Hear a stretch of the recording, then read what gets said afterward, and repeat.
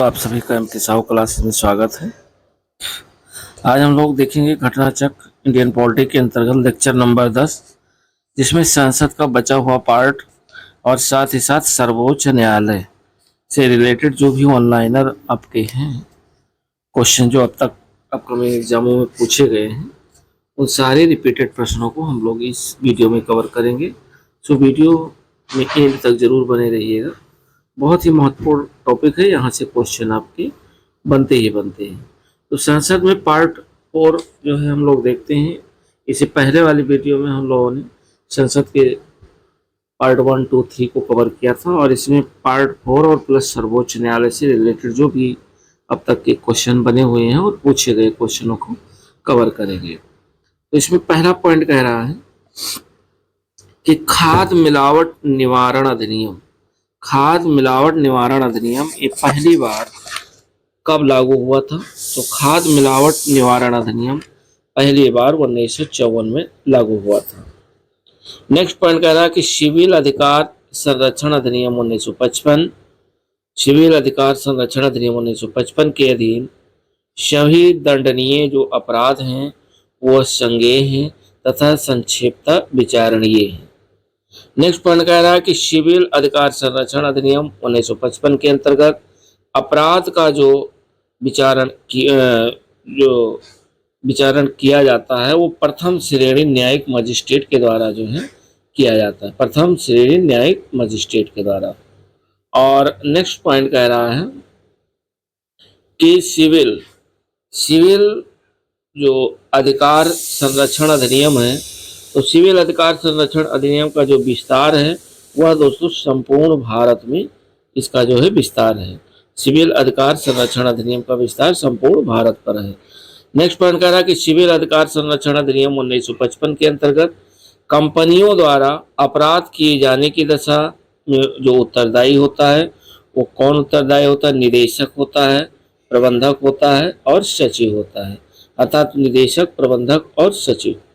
Next point कह रहा है कि घरेलू हिंसा से महिलाओं की सुरक्षा अधिनियम जो लागू हुआ था, ये कब लागू हुआ था? तो घरेलू हिंसा से महिलाओं की सुरक्षा अधिनियम लागू हुआ था 26 अक्टूबर 2006 को। और अगला पॉइंट कह रहा है कि सामाजिक जो अधिनियम है वो anti dowry act, protection of civil rights, prevention of import tariff act, ये सामाजिक अधिनियम है। नेक्स्ट पॉइंट कह रहा है कि भारतीय विधान के प्रावधान के अंतर्गत उपभोक्ताओं के अधिकारों, विशेषाधिकारों के संदर्भ में जो कथन सही है वो क्या है? तो ये कथन जो सही है वो ये है, पहला पॉइंट कह रहा है कि उपभोक्ताओं को खाद्य की जांच करने के लिए नमूने लेने का अधिकार है। यानी कोई भी उपभोक्ता जो उसका उपयोग करता है वो खाद्य की जो है जांच करने के लिए नमूने लेने का अधिकार है। दूसरा है उपभोक्ता की मृत्यु हो जाने पर उसका जो वैधानिक उत्तरदायित्व है उसकी ओर से उपभोक्ता मंच में शिकायत दर्ज कर सकता है। नेक्स्ट पॉइंट कह रहा है कि क्रिमिनल ट्राइब्स एक्ट सर्वप्रथम अधिनियमित हुआ था। तो ये कब अधिनियमित हुआ था? तो क्रिमिनल ट्राइब्स एक्ट सर्वप्रथम अधिनियमित हुआ था 1871 में। नेक्स्ट पॉइंट कह रहा है कि अनुसूचित जात और अनुसूचित जनजाति SC/ST अत्याचार निवारण अधिनियम 1989 प्रवृत्त हुआ। ये प्रवृत्त हुआ था 30 जनवरी 1990 को। साथ ही साथ नेक्स्ट पॉइंट कह रहा है कि अनुसूचित जात एवं जनजाति अत्याचार निवारण अधिनियम 1989 के उद्देश्यों को क्रियान्वित करने के लिए नियम बनाने की जो शक्तियां प्राप्त हैं वह किसको प्राप्त हैं? तो वह प्राप्त है केंद्र सरकार को। अगला पॉइंट कह रहा है कि अनुसूचित जात और अनुसूचित जनजात अत्याचार निवारण अधिनियम 1989 के अधीन किसी लोक सेवक द्वारा धारा 3 के अधीन अपराध किए जाने पर कम से कम जो दंड का प्रावधान है वह कितना है? तो वह कम से कम दोस्तों 1 वर्ष के लिए दंड का प्रावधान है। और अगला पॉइंट कह रहा है कि अनुसूचित जात और अनुसूचित जनजात अत्याचार निवारण अधिनियम 1989 के अधीन अपराधों का विचारण करने के लिए राज्य सरकार की सहमति से सत्र न्यायालय को विशेष न्यायालय निर्दिष्ट कर सकती है, तो ये कर सकती है उच्च न्यायालय के मुख्य न्यायाधीश। और नेक्स्ट पॉइंट कह रहा है कि अनुसूचित जात अनुसूचित जनजात अत्याचार निवारण अधिनियम अनुसूचित जात और अनुसूचित जनजात की उन्नति के लिए एक प्रावधान है और जो आधारित है संरक्षा जो है विभेद के सिद्धांत पर, संरक्षा विभेद के सिद्धांत पर यह आधारित है। नेक्स्ट पॉइंट कह रहा है कि अनुसूचित जात और अनुसूचित जनजात अत्याचार निवारण अधिनियम 1989 के अंतर्गत सामूहिक जुर्माना अधिरोपित और वसूल करने की जो शक्ति है वो किसके पास है? वो है राज्य सरकार के पास। अगला क्वेश्चन कह रहा है कि अनुसूचित जात अनुसूचित जनजात अत्याचार निवारण अधिनियम 1989 के अधीन अपराध अभियोजन में न्यायालय उपधारित कर सकता है। तो क्या उपधारित कर सकता है? दुष्प्रेरण, सामान्य आशय, सामान्य उद्देश्य। और इसी के साथ जो नेक्स्ट पॉइंट है वो ये कह रहा है कि अनुसूचित जात अनुसूचित जनजात अधिनियम 1989 की भारतीय दंड संहिता की कतिपय उपबंधों पर लागू होना उपबंधित है। तो ये लागू होना उपबंधित है धारा 6 में।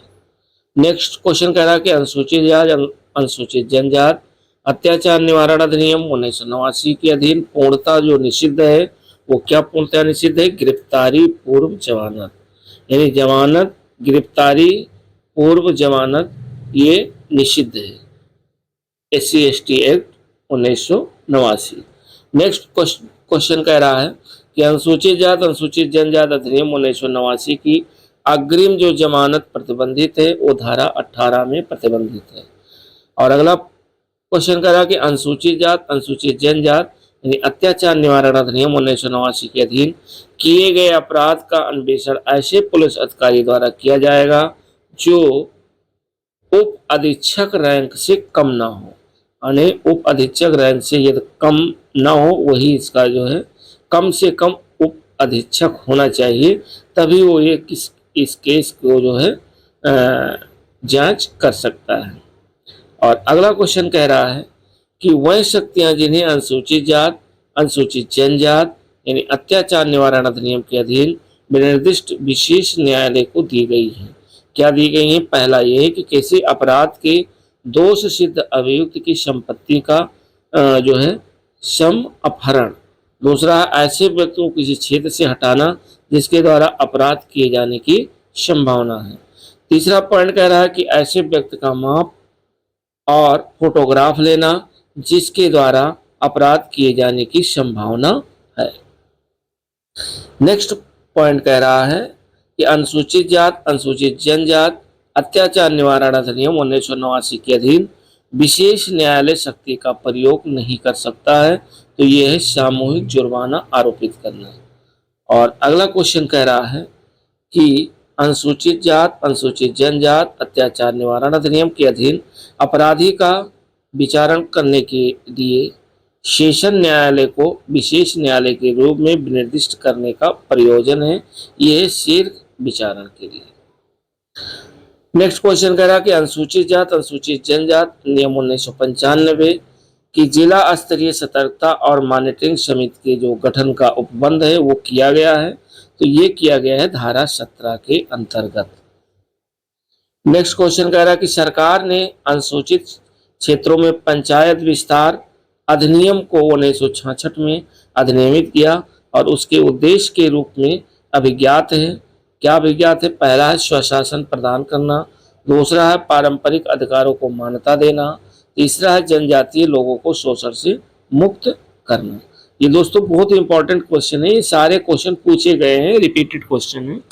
नेक्स्ट पॉइंट कह रहा है कि संसद की सूचना अधिकार अधिनियम को भारत के राष्ट्रपति की जो स्वीकृति प्राप्त है वह 15 जून 2005 से प्राप्त है। नेक्स्ट क्वेश्चन कह रहा है सूचना का अधिकार के संबंध में सही है, यह एक विधिक अधिकार है। सूचना का जो अधिकार है यह एक विधिक अधिकार है। नेक्स्ट पॉइंट कह रहा है कि सूचना का जो अधिकार अधिनियमित पारित हुआ था तो ये वर्ष 2005 में पारित किया गया था। अगला क्वेश्चन कह रहा है कि सूचना का अधिकार अधिनियम 2005 संबंधित है, ये किससे संबंधित है?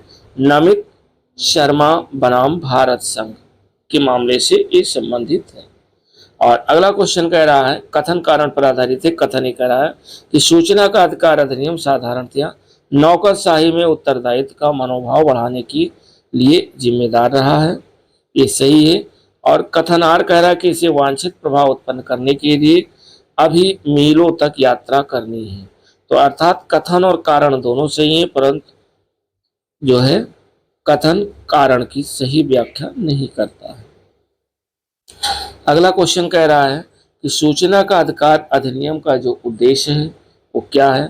सूचना का अधिकार अधिनियम का जो उद्देश्य है वो सार्वजनिक अधिकारियों को सूचना प्राप्त करने की पहुंच। नेक्स्ट क्वेश्चन कह रहा है कि उस उच्च न्यायालय ने अपने महत्वपूर्ण फैसले में कहा है कि आरटीआई आवेदन को सूचना के अधिकार के अंतर्गत सूचना मांगने का कारण अवश्य बताना चाहिए। ये है मद्रास उच्च न्यायालय ने। और नेक्स्ट क्वेश्चन कह रहा है कि अनुसूचित जात जनजात एवं अन्य पारंपरिक वनवासी यानी वन अधिकारी की मान्यता अधिनियम 2006 के अधीन व्यक्तिगत या सामुदायिक वन अधिकारों अथवा दोनों की प्रवृत्ति एवं विस्तार के निर्धारण की प्रक्रिया को प्रारंभ करने के लिए प्राधिकारी होगा। यह है ग्राम सभा प्राधिकारी होगा। नेक्स्ट पॉइंट कह रहा है कि राष्ट्रीय हरित न्यायाधिकरण अधिनियम 2010 भारतीय संविधान के प्रावधान के अनुरूप अधिनियमित हुए थे। तो ये अधिनियमित हुए थे स्वस्थ पर्यावरण के अधिकार के अनुरूप, जो अनुच्छेद 21 के अंतर्गत जीवन के अधिकार का अंग माना जाता है। और अगला पॉइंट कह रहा है कि भूमि अधिग्रहण अधिनियम 1994 के संदर्भ में जो कथन सत्य है वो सत्य ये है कि इसको ब्रिटिश शासकों ने बनाया था और ये भारत की संसद के एक अन्य अधिनियम के द्वारा प्रतिस्थापित किया जा चुका है। इसका क्रियान्वयन विवादित हो गया था। तो ये दोस्तों जो संसद का कुछ पार्ट छोटा था उसके ये हम लोगों ने क्वेश्चन देखे। अब हम लोग देख रहे हैं कि सर्वोच्च न्यायालय से रिलेटेड जितने भी वन लाइनर क्वेश्चन अब तक पूछे गए हैं, मतलब जितने भी क्वेश्चन पूछे गए एज ए उनको वन लाइनर के रूप में पेश किया जा रहा है ताकि कम समय में ज़्यादा क्वेश्चन आपके जो है सॉल्व हों और कम समय में ज़्यादा गेन किया जा सके। ये लेक्चर नंबर 10 चल रहा है। तो इसमें सर्वोच्च न्यायालय में हम लोग देखते हैं पहला क्वेश्चन कह रहा है कि भारत में उच्चतम न्यायालय का जो उद्घाटन हुआ था, ये उद्घाटन हुआ था 28 जनवरी 1950 को। यानी भारत में उच्चतम न्यायालय का उद्घाटन 28 जनवरी 1950 को हुआ था। नेक्स्ट क्वेश्चन कह रहा है कि भारत के उच्चतम न्यायालय के न्यायाधीशों की जो वर्तमान स्वीकृत संख्या है वो कितनी है। तो भारत के उच्चतम न्यायालय के न्यायाधीशों की जो वर्तमान जो स्वीकृत संख्या है वो दोस्तों 31 है। नेक्स्ट पॉइंट कह रहा है कि भारत के सर्वोच्च न्यायालय की स्थापना कब हुई थी। तो भारत के सर्वोच्च न्यायालय की स्थापना भारतीय संविधान के द्वारा हुई थी। और नेक्स्ट पॉइंट कह रहा है कि सही कथन है। सही कथन क्या है। पहला है कि सर्वोच्च न्यायालय का गठन 1950 में हुआ था, सही है। दूसरा कह रहा है कि सर्वोच्च न्यायालय देश की उच्चतम अदालत है जिसमें अपील की जाती है, ये भी सही है। तीसरा कह रहा है कि सर्वोच्च न्यायालय कोर्ट मार्शल के साथ अन्य किसी भी उच्च न्यायालय या अदालतों की सुनवाई कर सकता है। और अगला क्वेश्चन कह रहा है कि भारत के उच्चतम न्यायालय में न्यायाधीशों की संख्या में वृद्धि करने की जो शक्ति निहित है वो किसके पास है। तो वो दोस्तों संसद के पास है। केवल संसद ही उच्चतम न्यायालय में न्यायाधीशों की संख्या में वृद्धि कर सकता है। नेक्स्ट क्वेश्चन कह रहा है कि सर्वोच्च न्यायालय का न्यायाधीश अपना पद त्याग सकता है पत्र लिख करके। यानी सर्वोच्च न्यायालय का जो न्यायाधीश है वो किसको पत्र लिखकर अपना पद त्याग करेगा। तो राष्ट्रपति को पत्र लिख करके अपना पद त्याग कर सकता है।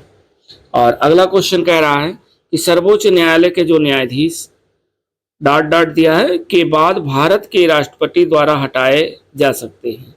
तो सर्वोच्च न्यायालय के जो न्यायाधीश है वो संसद में महाभियोग प्रस्ताव पारित होने के बाद, सर्वोच्च न्यायालय के जो न्यायाधीश हैं संसद में महाभियोग प्रस्ताव पारित होने के बाद भारत के राष्ट्रपति के द्वारा हटाया जा सकता है।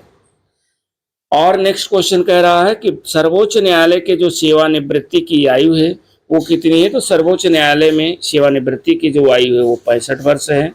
नेक्स्ट क्वेश्चन कह रहा है कि उच्चतम न्यायालय के न्यायाधीशों का जो वेतन निर्धारण है वो किया जाता है किसके द्वारा। तो सर्वोच्च न्यायालय के न्यायाधीशों का जो वेतन का निर्धारण है वो संसद के द्वारा किया जाता है। नेक्स्ट क्वेश्चन कह रहा है कि भारत के उच्चतम न्यायालय की स्वायत्तता की रक्षा हेतु जो प्रावधान है वो पहला है कि उच्चतम न्यायालय के न्यायाधीशों की नियुक्ति करते समय भारत के राष्ट्रपति को भारत के मुख्य न्यायाधीश से विचार विमर्श करना पड़ता है। दूसरा ये कह रहा कि न्यायाधीशों का वेतन भारत की संचित निधि पर आरोपित होता है, जिस पर विधानमंडल को अपना मत नहीं देना होता है। तो ये भारत के उच्चतम न्यायालय की स्वायत्तता की रक्षा हेतु कुछ प्रावधान थे। और नेक्स्ट क्वेश्चन हम लोग देख रहे हैं। अगला क्वेश्चन कह रहा है कि सेवानिवृत्ति होने के बाद सर्वोच्च न्यायालय के न्यायाधीश वकालत कर सकते हैं, तो किसी भी न्यायालय में वकालत नहीं कर सकते हैं। नेक्स्ट क्वेश्चन कह रहा है कि भारत के सर्वोच्च न्यायालय के कार्यवाहक मुख्य न्यायाधीश की नियुक्ति कौन करता है। तो भारत के सर्वोच्च न्यायालय के कार्यवाहक मुख्य न्यायाधीश की जो नियुक्ति है वो राष्ट्रपति के द्वारा होती है। नेक्स्ट क्वेश्चन कह रहा है कि सर्वोच्च न्यायालय के न्यायाधीश की नियुक्ति की जाती है राष्ट्रपति के द्वारा, अर्थात सर्वोच्च न्यायालय के मुख्य न्यायाधीश के परामर्श के साथ, सर्वोच्च न्यायालय का जो मुख्य न्यायाधीश है उसके परामर्श के साथ राष्ट्रपति के द्वारा सर्वोच्च न्यायालय के न्यायाधीश की नियुक्ति की जाती है। और अगला क्वेश्चन कह रहा है कि सर्वोच्च न्यायालय में तदर्थ न्यायाधीशों की नियुक्ति होती है जब न्यायालय के किसी सत्र के लिए न्यायाधीशों का कोरम नहीं होता है, तो सर्वोच्च न्यायालय में तदर्थ न्यायाधीशों की नियुक्ति होती है। नेक्स्ट पॉइंट कह रहा है कि भारतीय संविधान में तदर्थ न्यायाधीशों की नियुक्ति का जो प्रावधान है वह सर्वोच्च न्यायालय में है। अगला क्वेश्चन कह रहा है कि सर्वोच्च न्यायालय के उस मंडल में जो सर्वोच्च न्यायालय में जजों की नियुक्ति की अनुशंसा से संबंधित है, में सर्वोच्च न्यायालय के मुख्य न्यायाधीश के अतिरिक्त कुछ अन्य विशिष्ट न्यायाधीश होते हैं। ऐसे न्यायाधीश जो इस मंडल के सदस्य होते हैं की जो संख्या होती है वो कितनी होती है, वो 4 होती है। अगला क्वेश्चन कह रहा है कि उच्चतम न्यायालय में संविधान के निर्वाचन से संबंधित मामलों की सुनवाई करने के लिए न्यायाधीश की संख्या कम से कम कितनी होनी चाहिए। तो दोस्तों कम से कम 5 होनी चाहिए। अगला क्वेश्चन कह रहा है केंद्र और राज्यों के बीच होने वाले विवादों का निर्णय करने की भारत के उच्चतम न्यायालय की जो शक्ति आती है वह मूल अधिकारिकता के अंतर्गत आती है, मूल अधिकारिकता के अंतर्गत। नेक्स्ट क्वेश्चन कह रहा है कि उच्चतम न्यायालय की आरंभिक अधिकारिकता में जो आते हैं वो क्या आते हैं। तो उच्चतम न्यायालय के आरंभिक अधिकारिकता में आते हैं भारत सरकार तथा एक या अधिक राज्यों के बीच का जो विवाद है वह 2 या अधिक राज्यों के बीच का विवाद। नेक्स्ट क्वेश्चन कह रहा है कि उच्चतम न्यायालय द्वारा आज तक की दूसरी सबसे बड़ी जो खंडपीठ है वो किस केस में बनी थी। तो ये बनी थी गोलकनाथ केस में। और नेक्स्ट पॉइंट कह रहा है कि उच्चतम न्यायालय ने संविधान के मूल ढांचे का जो सिद्धांत है वो प्रतिपादित किया था। तो उच्चतम न्यायालय ने संविधान के मूल ढांचे के सिद्धांत का जो प्रतिपादित किया था वो किया था केशवानंद भारतीवाद में। नेक्स्ट क्वेश्चन हम लोग देखते हैं। अगला क्वेश्चन कह रहा है कि उच्चतम न्यायालय ने यह धारणा व्यक्त की थी कि मूल अधिकार व्यक्ति को जैसा उसे सबसे अच्छा लगे उस तरह अपनी जिंदगी की रूपरेखा तैयार करने के लिए सक्षम बनाते हैं। और ये जो केस था ये गोलकनाथ बनाम स्टेट बैंक ऑफ पंजाब के वाद में दिया गया था। नेक्स्ट क्वेश्चन कह रहा है कि सही सुमेलन, जो कि सही सुमेलित है इस प्रकार कह रहा, इंदिरा शाहिनीवाद जो था इसमें अन्य पिछड़ा वर्ग के लिए चिकनी परत से संबंधित है। विशाखावाद ये अपने कार्यस्थल पर यौन उत्पीड़न से कामकाजी महिलाओं का संरक्षण दिया गया था। मेनका गांधीवाद में अनुच्छेद 14 व 1921 परस्पर अपवर्जी नहीं है। और नेक्स्ट क्वेश्चन कह रहा है कि संवैधानिक विवाद में सर्वोच्च न्यायालय के अपीलीय क्षेत्राधिकार से संबंधित है।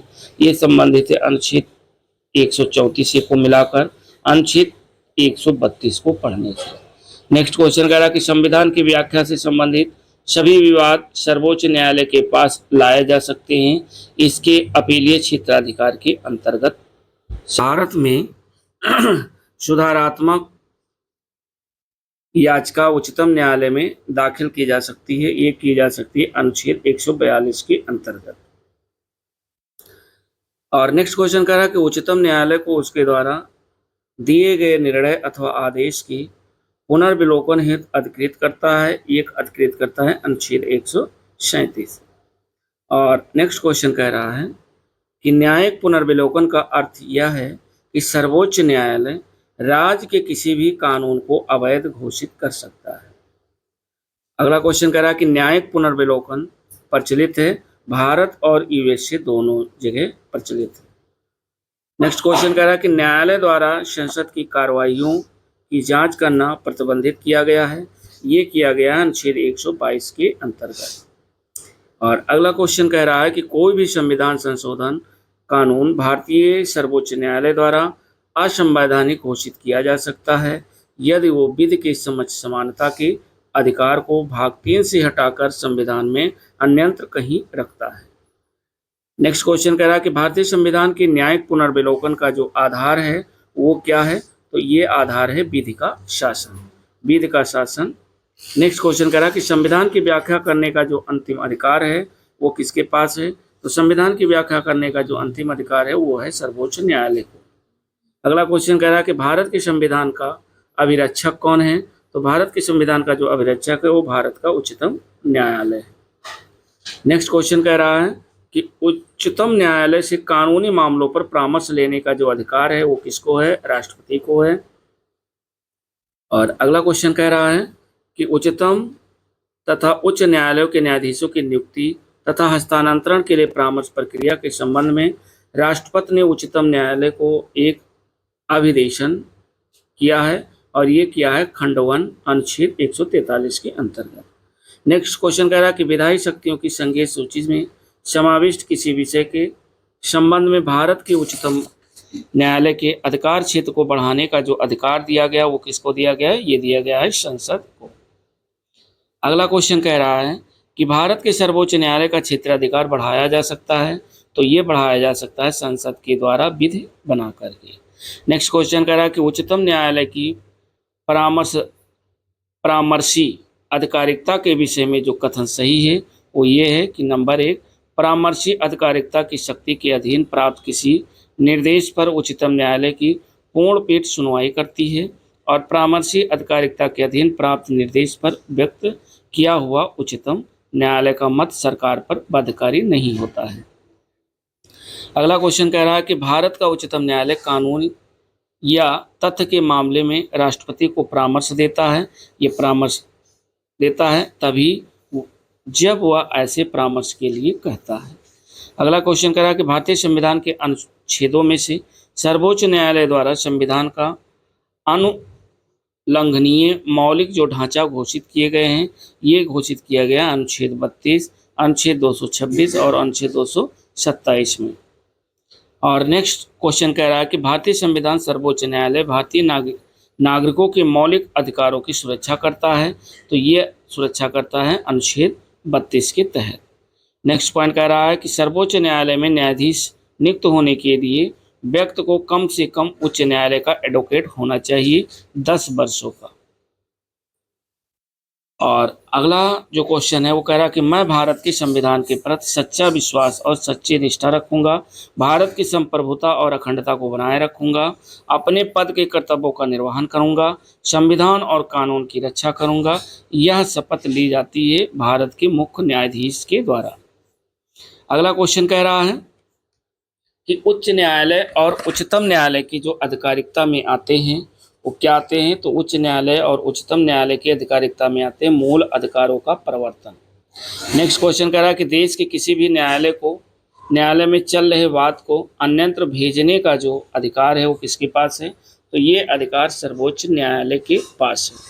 नेक्स्ट क्वेश्चन कह रहा है कि हाल ही में उच्चतम न्यायालय ने प्रवासी पंचाट निर्धारण अधिनियम 1983 को संविधान के अंतर्गत केंद्र के पावन कर्तव्य के उल्लंघन पर असंवैधानिक घोषित किया है और ये घोषित किया है अनुच्छेद 355 के तहत। और नेक्स्ट पॉइंट कह रहा है कि सही कथन है न्यायमूर्ति BR कृष्णा अय्यर ये भारतीय न्यायिक सेवा में लोकहित याचिका PIL के प्रजनकों में से एक माने जाते हैं। नेक्स्ट क्वेश्चन कह रहा है कि भारत में संविधान की मूल संरचना बुनियादी ढांचा के सिद्धांत का स्रोत है, यह एक न्यायिक व्याख्या है। और नेक्स्ट क्वेश्चन कह रहा है कि भारत का सर्वोच्च न्यायालय एक अभिलेखन न्यायालय है और इसका आशय है कि इसके सभी निर्णयों का साक्ष्यात्मक मूल होता है और इस पर किसी भी न्यायालय में प्रश्न नहीं लगाया जा सकता है। नेक्स्ट क्वेश्चन कह रहा है कि अभिलेख न्यायालय माना जाता है, ये उच्च न्यायालय एवं उच्चतम न्यायालय को माना जाता है। अभिलेख न्यायालय उच्च न्यायालय एवं उच्चतम न्यायालय को अभिलेख न्यायालय भी माना जाता है। नेक्स्ट क्वेश्चन कह रहा है कि भारत के सर्वोच्च न्यायालय के निर्णय के संबंध में सही कथन है क्या? पहला कह रहा है कि सर्वोच्च न्यायालय को अपने निर्णय को परिवर्तित करने का अधिकार है। नेक्स्ट क्वेश्चन कह रहा है कि उच्चतम न्यायालय मामलों की सुनवाई नई दिल्ली में करता है, परंतु किसी अन्य स्थान पर भी सुनवाई कर सकता है, तो ये कर सकता है राष्ट्रपति के अनुमोदन से, अर्थात राष्ट्रपति यदि अनुमोदित कर देता है तो ये अन्यत्र भी कर सकता है। नेक्स्ट क्वेश्चन कह रहा है कि TDS AT के निर्णयों को चुनौती दी जा सकती है, तो केवल और केवल सुप्रीम कोर्ट में। नेक्स्ट क्वेश्चन कह रहा है कि जनहित याचिका की जो शुरुआत की गई थी वो एक न्यायिक पहल के द्वारा शुरुआत की गई थी। अगला क्वेश्चन कह रहा है कि PIL है क्या है? एक public interest litigation. Next question कह रहा है कि जनहित याचिका PIL प्रस्तुत की जा सकती है उच्च न्यायालयों एवं सर्वोच्च न्यायालयों दोनों में। अगला क्वेश्चन कह रहा है कि लोकहितवाद यानी मुकदमे की संकल्पना का जो उद्गम देश है वो कौन सा है? वो दोस्तों USA है। अगला क्वेश्चन कह रहा है कि भारत में न्यायिक सक्रियता जो संबंधित है वो जनहित याचिका से संबंधित है। और नेक्स्ट क्वेश्चन कह रहा है कि सितंबर 2003 में न्यायालय के एक निर्णय से भारतीय समाज में महिलाओं की स्थिति प्रतिष्ठित हुई और वो न्यायालय है भारत का सर्वोच्च न्यायालय। अगला क्वेश्चन कह रहा है कि यह विहित है कि भारत के उच्चतम न्यायालय की संपूर्ण कार्रवाई अंग्रेजी भाषा में होगी, ये भारतीय संविधान की अनुच्छेद 348 के द्वारा। और लास्ट पॉइंट कह रहा है कि उच्चतम न्यायालय ने पाया कि केंद्रीय अन्वेषण शाखा एक पिंजराबंद तोता है और ये कहा था कोयला आवंटन घोटाला वाद में ये निर्णय दिया गया था। तो ये दोस्तों 10वां लेक्चर था जिसमें हम सभी लोगों ने जो है इसमें देखा वन लाइनर बेस्ड था। संसद और सर्वोच्च न्यायालय से रिलेटेड वन लाइनर क्वेश्चन थे जो कि प्रीवियस ईयर क्वेश्चन पूछे गए, वो कोई भी एग्ज़ाम हो और ये अपकमिंग सभी एग्जामों के लिए महत्वपूर्ण है। और जो लोग NCERT सार संग्रह ना देख रहे हों वो प्लेलिस्ट के माध्यम से जा कर के पूरी जो है बुक कंप्लीट है उसके माध्यम से देख सकते हैं, टॉपिक वाइज, चैप्टर वाइज। और घटना चक्र भारत का भूगोल, विश्व का भूगोल और आधुनिक भारत का इतिहास, मध्यकालीन भारत का इतिहास, साथ ही साथ प्राचीन भारत का इतिहास भी कंप्लीट है। सबके ऑब्जेक्टिव क्वेश्चन हैं, तो आप चाहें तो प्लेलिस्ट के माध्यम से जा करके चैप्टर वाइज चैप्टर और लेक्चर वाइज लेक्चर देख सकते हैं। धन्यवाद, मिलते हैं नेक्स्ट वीडियो के साथ, तब तक के लिए नमस्कार।